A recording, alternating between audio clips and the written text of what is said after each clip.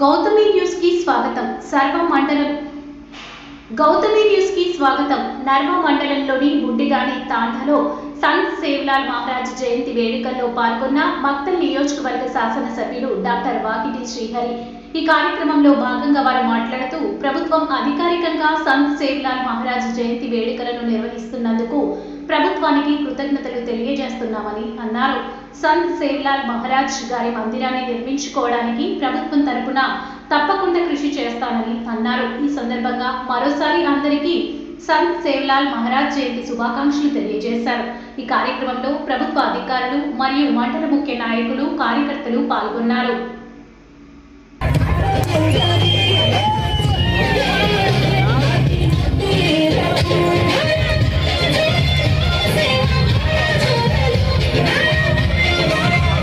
సేవాలాల్ జయంతి రోజు ఆయన గుర్తుపెట్టుకొని స్మరించుకొని టెంట్ వేసి అదొక్క రోజుకే ఆయనకి పూజ చేసి మర్చిపోవడం కాదు.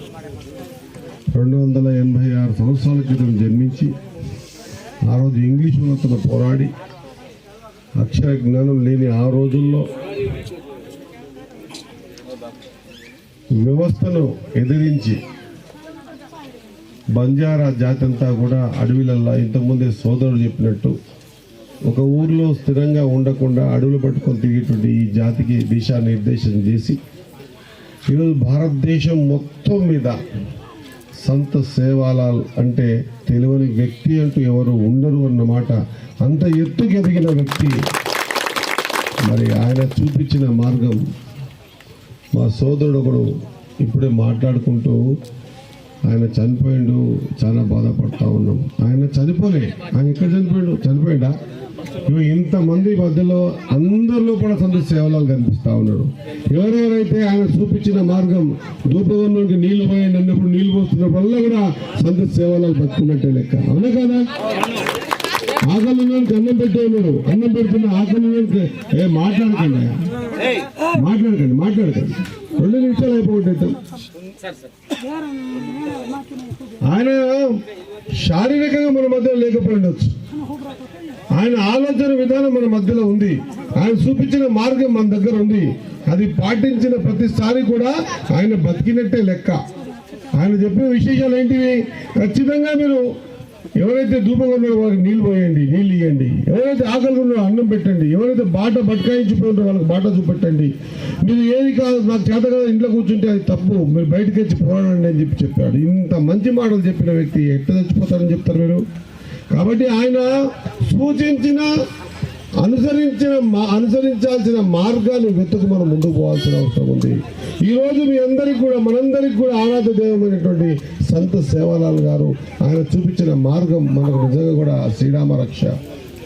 నిజంగా కూడా ఆయన చూపించిన మార్గంలో మనం నడిస్తే నిజంగా సంత్ సేవాలాల్ మహారాజ్కి పూజ చేసిన వాళ్ళం అవుతాం. ఇది ఒక్కరోజే పూజ చేసి ఆయన రేపటికి మళ్ళీ మర్చిపోయి మళ్ళా వచ్చే సంవత్సరం ఫిబ్రవరి 15వ తారీఖు రోజు మాత్రమే గుర్తుపెట్టుకోవడం అనేది చాలా తప్పు అని తెలియజేస్తా ఉన్నా.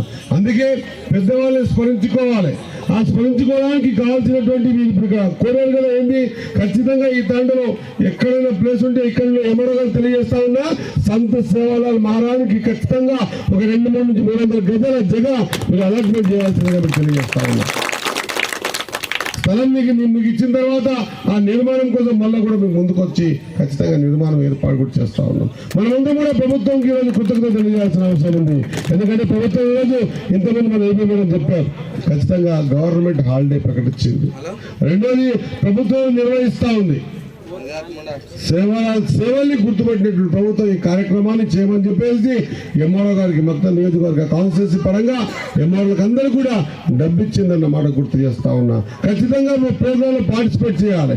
ఈ రోజు వాస్తవంగా కూడా వేరే కార్యక్రమంలో కూడా ప్రతి ఎమ్మెల్యే కూడా ముఖ్యమంత్రి గారు ఖచ్చితంగా మీ నియోజకవర్గాలలో ఉన్నటువంటి తాండాలకు వెళ్ళి వాళ్ళ మధ్యలో ఉండి ఈ ప్రోగ్రాం చేయాలని చెప్పి ఆర్డర్ ఇవ్వడం జరిగింది. ఇది గౌరవించుకునే పద్ధతి, మనం గౌరవించుకునే పద్ధతి.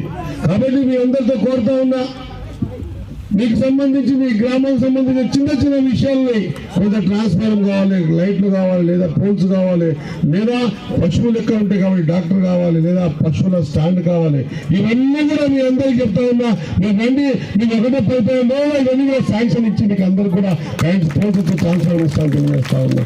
ఇక్కడ ఆ రోజు చెప్పారు, ఆ రోజు మీ కులం తేనె చూపించారు, ఆవులు కాయటం. ఆ రోజు ఆవులు కాల్చుకుంటూ మీరు జీవనం గడిపేటువంటి మార్గాన్ని వెతికారు, ఆ మార్గంతో ముందుకు పోయారు. ఈ రోజు కూడా నిజంగా కూడా ఆ రోజు యుద్ధం చేయటప్పుడు కూడా మీరు బలంగా ఉంటారు కాబట్టి ఖచ్చితంగా దేవుడిచ్చిన వరం. ఇంత ఎండల్లో కష్టపడతాం, మేమేమో ఏసీలలో రూములలో వండుకోవడం అట్లే కరగనే ఉంటాం. మీరు ఎంత అంటే భగవంతుడు ఇచ్చిన ప్రకృతి మీ దగ్గర ఉంది, ప్రకృతి మీ దగ్గర ఉంది, నిజాయితీ మీ దగ్గర ఉంది కాబట్టి మీరందరూ ఇంత కూడా ఆరోగ్యంగా ఉన్నారన్నమాట మీకు గుర్తు చేస్తా ఉన్నా. ఊరి బయట తాండాలలో మంచి వాతావరణంలో మీ జీవన విధానం గడుస్తూ ఉంది. మీకు అందుకే చాలా మటుకు మనకెవరికి, మా లంబాడి సోదర సోదరి మనకి ఎవరికి కూడా అనారోగ్యం పాలు కారణం. ఎందుకంటే వీళ్ళ ఆలోచనలే మంచిగా ఉన్నాయి, వీళ్ళు ఎవరిని మోసం చేయాలని అనుకోరు కాబట్టి వీళ్ళు ఆరోగ్యంగా ఉన్నారన్నమాట మరొకసారి గుర్తు చేస్తా ఉన్నా. కాబట్టి మీతో కోరుతా ఉన్నా.